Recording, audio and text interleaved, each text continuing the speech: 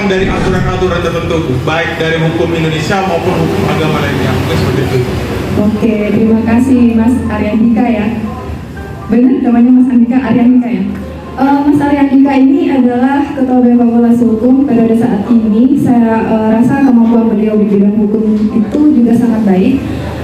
Terbukti dari nilai-nilai beliau yang juga cukup baik, kemudian pada saat mengikuti mata kuliah juga cukup baik. Nah, melengkapi jawaban dari Mas Andika, saya lengkapi bahwa kalau pelanggaran itu kita bisa sanksinya itu lebih rendah daripada kejahatan. Artinya kalau pelanggaran itu ada kaitannya dengan onrehmatifda atau perbuatan melanggar hukum. Di situ poinnya. Kemudian untuk kejahatan, apa sih kejahatan itu? Nah, kejahatan esensinya itu adalah lebih berat sanksinya. Nah, kalau misalnya kejahatan itu hanya dapat ditindaklanjuti oleh penegak hukum, sedangkan pelanggaran itu bisa dilakukan selain oleh penegak hukum, misalnya dengan cara-cara yang di luar hukum. Artinya kalau misalnya penegak hukum kita butuh polisi, kita butuh jaksa sebagai penegak hukum, kita butuh hakim untuk melaksanakan proses beracara, itu yang namanya kejahatan. Kalau pelanggaran itu bisa diselesaikan di luar pengadilan ataupun di luar litigasi itu, sedangkan kejahatan itu tidak bisa diselesaikan dengan cara-cara non litigasi. Seperti itu Mas, mungkin. Ya baik, terima kasih untuk Ibu Evi mengenai tentang pemaparannya. Di sini saya akan beralih kepada memenuhi tiga aspek ini. Jadi secara ekonomi itu menguntungkan, secara lingkungan dia berwawasan lingkungan, artinya menghindari bagaimana kegiatan itu bisa menimbulkan dampak negatif terhadap lingkungan. Yang ketiga, aspek sosial, bagaimana kegiatan itu bisa memberikan manfaat kepada masyarakat luas dan juga tidak menimbulkan permasalahan dengan masyarakat. Tapi yang sekarang kita lihat itu kan kebanyakan kegiatan usaha itu itu adalah domain pemerintah, jadi dari kelembagaan, prasarana, kemudian. Nah, itulah yang kita upayakan untuk mengedukasi masyarakat bagaimana masyarakat itu bisa mengolah sampah yang semula menjadi masalah akhirnya menjadi berkah. Dari pribadi-pribadi bahwa masing-masing itu punya tanggung jawab untuk mengolah sampah dari sumbernya. Atau lebih ke utama dari DLH. Jadi bagaimana untuk fakta yang ada di lapangan, Mas? Untuk Mas Rehan, silakan. Hari ini. Nah, jadi masalah lingkungan seperti tambang, seperti sampah, seperti kemudian pencemaran, saya kira itu tidak bisa kemudian dilimpahkan kepada masyarakat umum atau kita ini ya. Bagaimana misalkan kita mau menolak tambang, bagaimana kita mau menjaga alam, bagaimana kita mau tidak setuju pada tambang. Wong yang memberikan izin itu justru pemerintah. Wong justru yang memberikan legitimasi itu adalah pemerintah. Omnibus Law itu kalau diperas hasilnya itu adalah karpet merah untuk para investor, untuk para pemodal. Nah, itu yang kemudian melatar belakangi. Mas Rehan, saya ingin beralih kepada Bu Evi, Bu. Tadi juga dipaparkan mengenai tentang peraturan juga yang dapat dipolitisasi dan juga perizinan itu sebenarnya walaupun berizin tapi tetap merugikan. Itu bagaimana tanggapan Bu Evi? Oke, terima kasih Mas Moderator. Seru sekali pembahasan antara Pak Ibran dengan Mas Khairul Oihan. Oke, kalau dari tadi saya mendengarkan sepertinya ini masalah kewenangan, hak dan kewajiban. Nah, ini juga merupakan ruang lingkup pembahasan di bidang hukum. Kita tarik dulu landasan filosofisnya. Berdasarkan Undang-Undang Dasar 1945, Pasal 28H ayat 1, ini merupakan hak seluruh warga negara Indonesia untuk mendapatkan penghidupan yang layak, yang baik dan sehat.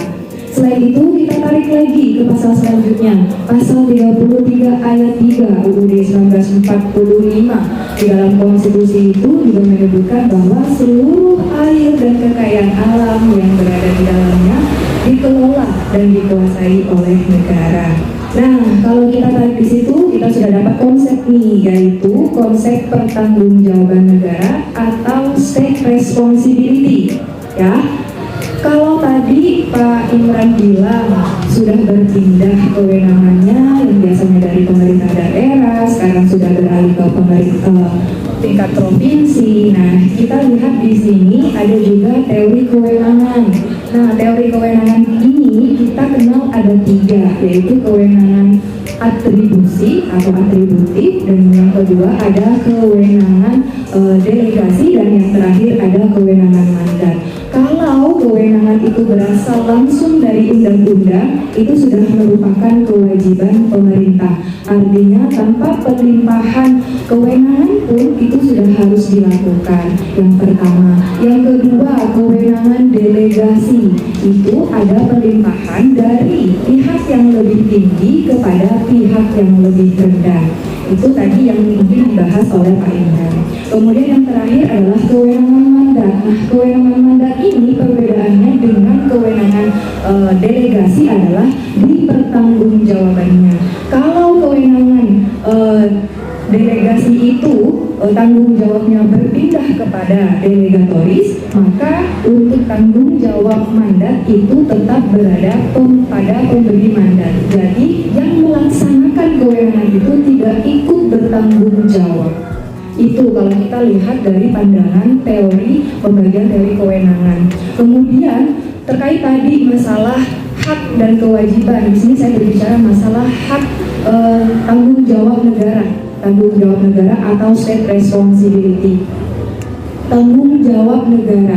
Kalau kita berkaca pada tadi permasalahan perizinan, terus kemudian permasalahan kewenangan, itu kita lihat dari sisi hukum administrasinya, hukum administratif. Sementara di dalam hukum itu kita mungkin sempat lupa kalau berbicara masalah lingkungan ini, yaitu kita masih punya hukum pidana dan juga hukum perdata di situ.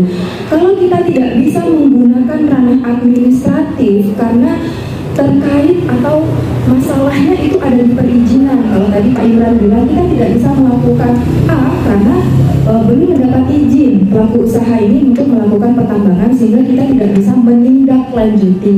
Nah, sementara Mas Raihan mewakili masyarakat sebagai aktivis juga memandang, loh ini kan kewajiban pemerintah, sementara yang menjadi sorotan di sini pasti Dinas Lingkungan Hidup. Sekarang saya ingin menjadi penengah di sini. Nah, kalau kita tidak bisa masuk melalui hukum administrasi negara karena ini berkaitan dengan masalah perizinan yang dikeluarkan oleh lembaga negara, artinya itu memiliki kekuatan PUN, tata usaha negara, dan itu hanya bisa digugat melalui gugatan PUN. Nah, kemudian bagaimana caranya? Yaitu kita bisa melakukan gugatan perdata dan juga bisa melaporkan secara pidana kalau itu sudah memenuhi unsur-unsur pidana. Kemudian siapa saja pihak yang bisa melakukan gugatan? Jadi di sini pemerintah, kemudian ada juga masyarakat dan organisasi ormas. Di sini 3 pihak ini bisa melakukan gugatan, baik gugatan perdata ataupun gugatan PUN. Jadi gugatan-gugatan ini juga bisa dilakukan secara ramai atau kita kenal dengan citizen lawsuit. Atau biasa kita kenal dengan gugatan kelompok. Jadi tidak hanya pihak dari desa mana, misalnya desa Lombong ya, yang kelihatannya banyak tambak udangnya. Kalau desa Lombong itu tutup mulut, artinya tidak mau bersuara karena tidak mau berurusan panjang, baik itu dengan pemerintah ataupun dengan para pelaku usaha, ya tidak mau ambil pusing, jadi mereka diam saja.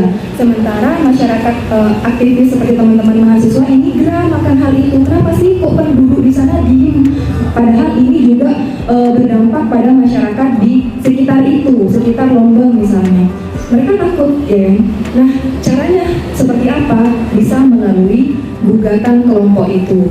Ya, gugatan kelompok itu ada bagian yaitu representatif, pihak representatif, kelompok representatif. Jadi kelompok representatif ini mewakili pihak-pihak yang merasa dirugikan, baik dirugikan secara material ataupun dirugikan secara imaterial. Kalau dari kacamata akademisi seperti itu.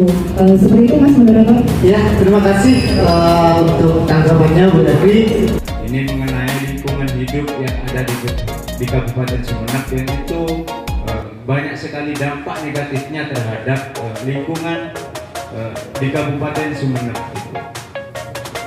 Seperti halnya tambak udang yang sudah Para mahasiswa untuk lebih peduli lagi terhadap lingkungan. Nah, jadi saya harap untuk kedepannya Wirasta tetap konsisten mengadakan kajian-kajian atau diskusi-diskusi mengenai tentang lingkungan. Untuk berikutnya pertanyaan ketiga mewakili dari BEM Fakultas. Sesuai dengan apa yang disosialisasikan oleh pemerintah Kabupaten Sumeneb. Jadi begitu, itu poin besar saya. Terima kasih. Assalamualaikum warahmatullahi wabarakatuh. Jadi pertanyaannya mengenai tentang kepekaan lingkungan seharusnya merupakan titipan dari anak cucu kita. Jadi ini merupakan tanggung jawab kita bersama mengenai tentang kelestarian fakta integritas. Semuanya langsung ya Mas? Langsung semuanya apa satu-satu? Satu-satu.